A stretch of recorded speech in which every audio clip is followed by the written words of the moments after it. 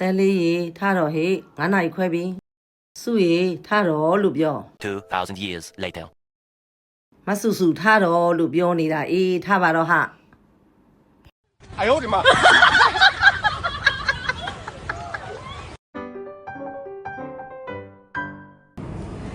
So အမမြန်မာနိုင်ငံ private school ကနေပြီး Thai International School ပြောင်းလာခဲ့တယ်ပေါ့နော်အဲ့လိုမျိုးဆိုကြအမကဒီမှာမတူညီရဲ့ခါချာရဲမှာဘယ်လို struggle လုပ်ရတယ်ပြီးတော့ကြာတော့ဟိုမှာ main language ကိုမြန်မာ language ပဲသုံးပြီးတော့ဒီမှာပြောင်းလာတဲ့အတွက်ကြောင့် language ဘယ်လိုခက်ခဲရှေ့ဆိုတာအမဒီ video လေးမှာပြပြသွားမှာပါ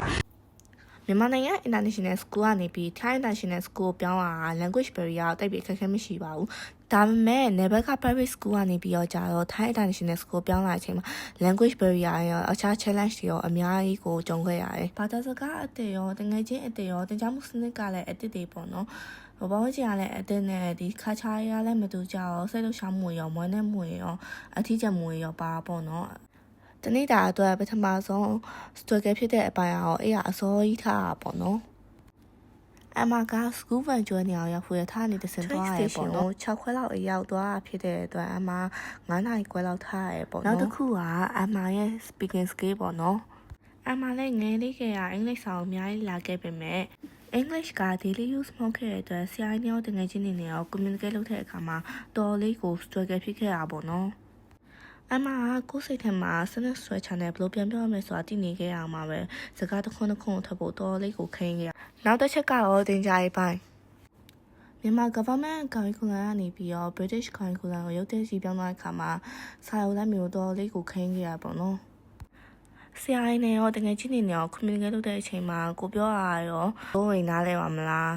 တော့ပြန်ပြောလာရောကိုကဘာပြန်ပြောရမလဲဆိုတာတော်လေးကို confidence နဲ့ခဲ့ရပေါ့နော်ဒါမဲ့ဆရာကြီးကအမကြောက်ဆက်တဲ့ချိန်ကနည်းနည်းထွေးလေးနဲ့ welcome လုပ်ခဲ့ရပေါ့နော်အမရဲ့လိုအပ်ချက်တွေကိုတုံးသက်ပြီးတော့ကြာတော့ဘလို့စာအုပ်တွေပို့ပြီးဖတ်တဲ့နဲ့ဘလို့လေးလာမှုမျိုးတွေပို့ပြီးလုပ်တဲ့နဲ့ဆိုတော့တိတိကျကျလေးခိုင်းလိုက်ပြီးခဲ့ရပေါ့နော် language အခက်အခဲနဲ့ကြုံတွေ့နေရတဲ့ကျောင်းသူတရားဖြစ်တဲ့အတွက်ဆရာရစာသင်ချိန်တိုင်းမှာအစင်ပြေလာလိုက်နိုင်လားဆိုပြီးတော့ဦးစားပေးပြီးမေးပေးခဲ့အမဒီကျောင်းမြောင်းလာတဲ့အချိန်မှာအမရဲ့ကျောင်းနေပဲတငယ်ချင်းတွေကလည်းအမဘူလီလုံးမလားဆိုတော့အတွေ့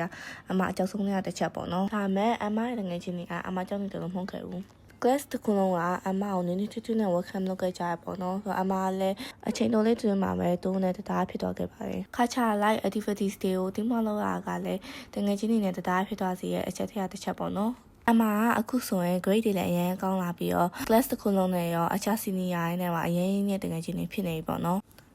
အဲအားကြောင့်မလို့အမလိုပဲပြောင်းလဲခြင်းနဲ့တူရှိရင်လည်းစိတ်ကမကြပဲ confidence ရှိနဲ့ဒီဆိုင်မို့အမကစိတ်ရဆုပ်ချင်ပါရှင်အမအခုတည်းရဲ့ international school နဲ့တက်ပြီးတော့စွန့်စားမျိုးသိချင်တာမျိုးရှိရင်လည်း comment တို့မဟုတ် messenger မှာလာမေးလို့ရတယ်နော်အမတီးတဲ့လောက်ပြောပြပေးပါမယ် bye bye